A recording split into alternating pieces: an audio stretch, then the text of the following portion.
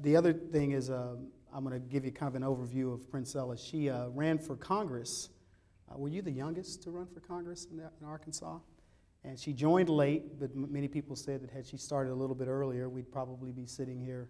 Well, she'd still be running, and she wouldn't be sitting here. But she probably would have gotten elected. So kudos for that. But she also worked for Newt Gingrich.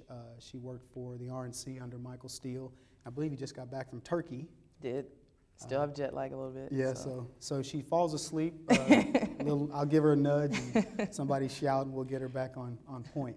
So what I want to do is have her cover sort of obviously being a young black female conservative.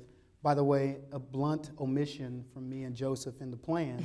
It just worked out that we actually get a chance to cover those issues and the women's movement in general. And I think some of the ways that we talk about how the women's movement formed back when women were fighting for what I consider to be real rights versus what it's evolved into with organizations like National Organization for Women and so on and so forth. We'll talk a little bit about that.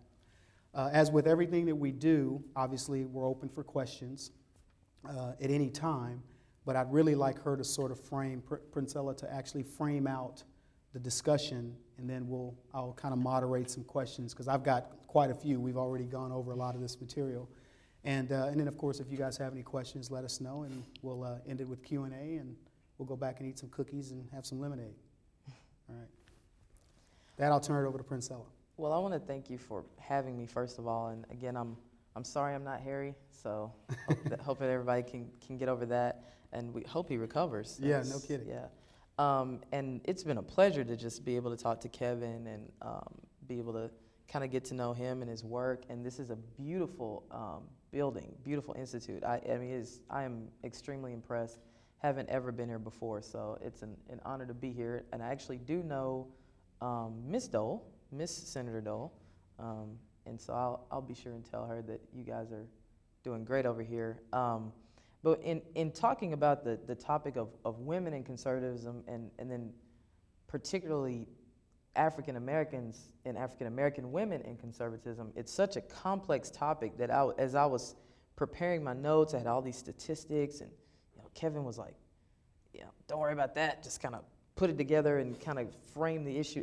It's really complicated. It kind of took me back to my first, or actually I was my junior year in college. I was a political science major, and Dr. Bass, I'll never forget Dr. Bass, big guy, big bow tie, eccentric, really liberal guy, but he was so nice. I loved him. He's just great. And we were talking about voting trends, and we were talking about the history, and we kind of went through American history and conservatives and Republicans and who tends to go what place. And not to insult your intelligence, most people in this room do understand that 90% of the black vote has gone to Democrats, especially this past election. Did we get over 90%? Yeah, it was higher than that. It was higher than that. So Bush broke it a little bit. It got to he got 11% of the vote. I believe so. And then the second time he got about 9%. So it almost happened, but then, obviously first black president fueled some excitement. And so, but in college, President Bush was still the president, and Dr. Bass went through and started explaining the trends, and then he said, but what is the one factor, when he was talking about the religious right, usually white, Protestant goes to Republicans, but he said, what is the factor? And everybody in the room said, African American Christians. Because as you know, the African American community, largely religious still, largely overwhelmingly Christian. If you survey the black community, what are you? I'm a Christian, Are you pro-life? Yes, I'm pro-life. Where do you feel on traditional marriage? Oh, marriage is between a man and a woman. That is a cultural, it just is. I think Kevin will attest to that.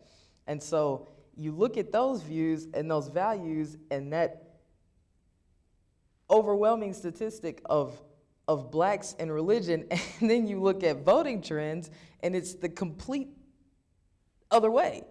And people always say, they want to say, well, or my professor said, why do you think that is? Which of course opens this floodgate of discussion.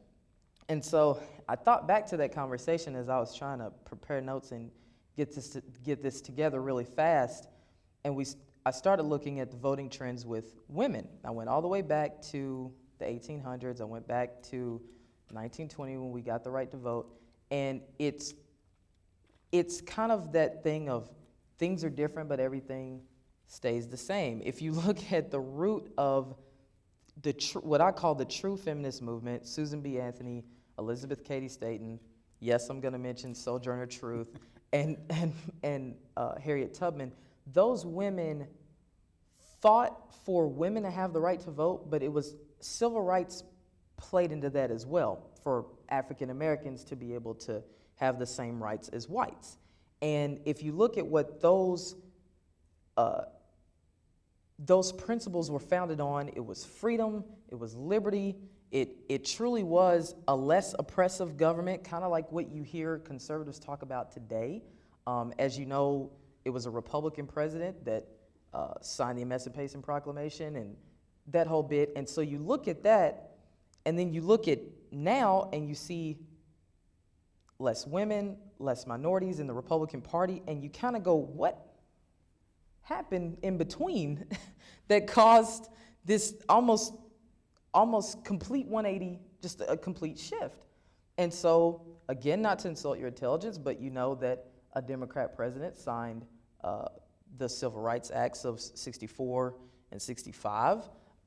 You know that largely, when you look at elected officials in the Democratic Party or in the Republican Party, you see what on the Democrat side? If you want to know where most of the black elected officials are, they're Democrats. Most of the Hispanic elected officials are Democrats. Democrats have a much higher rate or number of women elected into the party. And you start going, well, why is that? Well, I looked at some data. I called Kellyanne Conway, who has visited here before. As you know, if you know who she is, she runs the polling company, Inc. And they had taken a survey of women, all races, ages, both major political parties.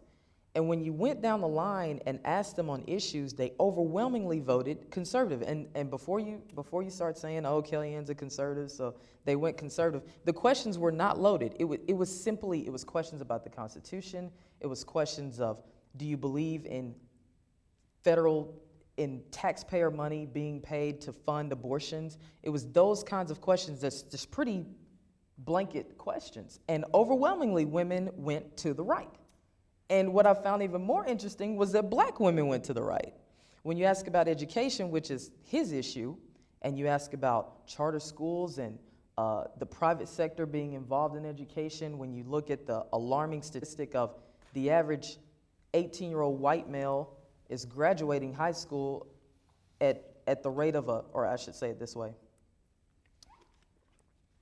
18-year-old black males are graduating high school at the academic level of a 14-year-old white male, which that statistic doesn't stagger black females who are largely single mothers.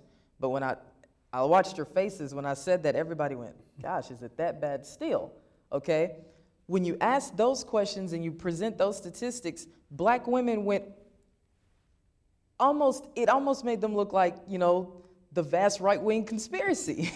So I sat up and I was looking at this and it's kind of like he's getting ready to ask me, well, why is that? Well, let's talk about a few things. We can talk about government aid. We can talk about why it is that if you look at the welfare system, okay, it's like 38% of them are white, 37% are black, and so liberals always want to jump in there and say, see, we told y'all it wasn't all black people on welfare. Why y'all always trying to make it look like all black people on welfare? Well, let's think about this for a second. If 38% of people on welfare are white and then 37% are black, let's talk about the populations in this country. What percentage, of the country are black? What percentage of the country is white? So that's a disproportionate number of people in the black race that are on welfare. So yeah, 38% of people on welfare are white, but if 37% are black, when we only make up 12% of the population, there is something drastically wrong there. And so if you look at the statistic of, let's break down the black, 90% of that money goes to children. Okay, those are black children. Okay, why does that statistic mean anything? Because look at the breakdown of the black family. What's happened? Somebody tell me what happened. No men. No men. Where'd the men go? Okay, so yeah, that money is going to children, but it's single. You've got single black mothers that are using those funds. And many of these, somebody's going to take this tape and roll on YouTube and just rip me a new one. I've actually been ripped a new one this week because I was talking about abortion and Emily's List came after me, if y'all know who that group is. They don't like me right now. But you take, okay, so you take that statistic, okay, 90% went to the kids, and then you got single black moms, okay, and then, like he just said, no men are in the house. So government, here we go, has become the man. Who's your daddy? Who's your daddy? That's your dad, okay, in that house. And this is regardless of if you are in favor of more government aid and more government programs. You know, I don't think that's where he wants to go with this conversation today. That's the conservative, and that's my political, okay, so we'll just put that over there. But let's just, what I just gave you are facts, okay? That's just facts. And I'm not saying that a woman can't provide for a household and that a woman can't be a breadwinner, but by and large, in the United States of America, the breadwinner in the house is the male. That's who's bringing the money in. That's who's holding that financial rock in the house. So if you have all these women who have no male, and let's just talk about this. If it were flipped, if it were majority men that stayed home, same thing. If you got one income coming in, okay, it's twice as hard to raise your kids. And then what happens? Keep having kids, right? Keep having kids, keep being promised more checks by the government.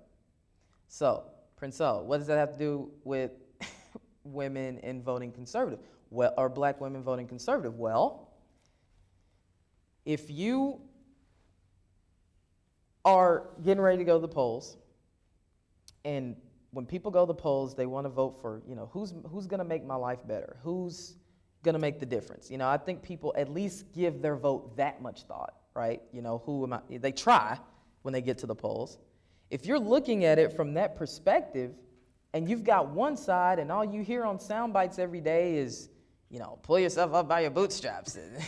The Democrats are spending too much money, okay? And then on the other side, it's those big evil, Republicans that don't care about poor people, they don't care about women, and they're sexist and racist, and then you don't see any almost elected black officials talking. They're all largely white, might have some females, but largely white males. Who is that black woman gonna vote for? So that wasn't the most scientific speech or spiel that I just gave you, but I mean, that's the reality of the situation. Question I have, and has that